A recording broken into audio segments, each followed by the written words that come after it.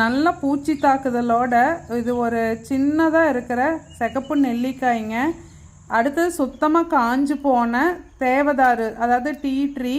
இது பார்த்திங்கன்னா ஒத்த நந்தியா வட்டம்னு சொல்லுவாங்க. அது சுத்தமாகவே காஞ்ச மாதிரி ஆயிடுச்சு. செடிகளை பொறுத்த அளவுக்கு மீன் அமிலம் நல்லாவே வேலை செய்யுதுங்க. இது எப்படி மாறி இருக்குங்கிறத காமிச்சிருக்கிறேன் பாருங்கள். இது பார்த்தீங்கன்னா குட்டி செடியாக இருந்தது. இது சிகப்பு நெல்லிக்காயிலேயே சிகப்பு நெல்லிக்காய்ன்னு சொல்லி கொடுத்தாங்க. இது குட்டி செடியாக இருக்கும்போது கொசன்னு பயங்கர பூச்சி, எறும்பு, அதை திங்கிறதுக்கு எறும்பு அந்த மாதிரி இருந்தது. மீன் அமிலம் 2வது டைம் கொடுத்ததுக்கப்புறம் பார்த்தீங்கன்னா நல்லா தெளிவாகி சடனாக நல்லா வளர்ந்து வந்தது. இது நம்ம மீன் அமிலம் கொடுத்து 1 மாதத்துக்கு மேலே ஆயிடுச்சு. இப்போ லைட்டாக திருப்பி அந்த பூச்சி வர ஆரம்பிக்குது. நம்ம திருப்பி கொடுக்கணும். 15 நாளைக்கு ஒருக்கா மீன் அமிலம் கொடுத்தா நல்லா சூப்பராக வளர்ந்து வருதுங்க. மீன் அமிலம் உண்மைக்கே வேலை செய்யுது. இது ஒன்றுங்களா. இன்னொன்று பாருங்கள்,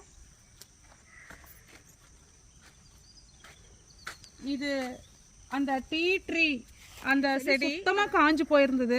இப்போ மீன் அமிலம் கொடுத்ததுக்கு அப்புறமா நல்லா தளைஞ்சு வந்துட்டு இருக்கு நல்லா. ஸோ உண்மைக்கே மீன் அமிலம் நல்லா வேலை செய்யுது. இன்னொரு செடியும் காட்டுறேன் பாருங்க. அதுக்கப்புறம் இந்த செடியும் அப்படிதான். அது சருகு நோய் மாதிரி சுத்தமாக அப்படியே காஞ்சிருச்சு. ஸோ காஞ்சிருச்சு அப்படின்னு நினச்சிட்டு மீன் அமிலம் அடிச்சு விட்டேங்க. ஒரு டைம் அடிச்சதுலேயே நல்லா தளவெடுத்து வந்தது. இப்போ பார்த்தீங்கன்னா நல்லா பழையபடி நல்லா தளவெடுத்து சூப்பராக வந்திருக்கு. ஸோ உண்மைக்கே மீன் அமிலம் தாராளமாக பண்ணலாம். எனக்கு தெரிஞ்சு அந்த வெள்ளை தாக்குதலையுமே மீன் அமிலம் வந்து கண்ட்ரோல் பண்ணுதுன்னு தான் சொல்லுவேன். தேங்க்யூ.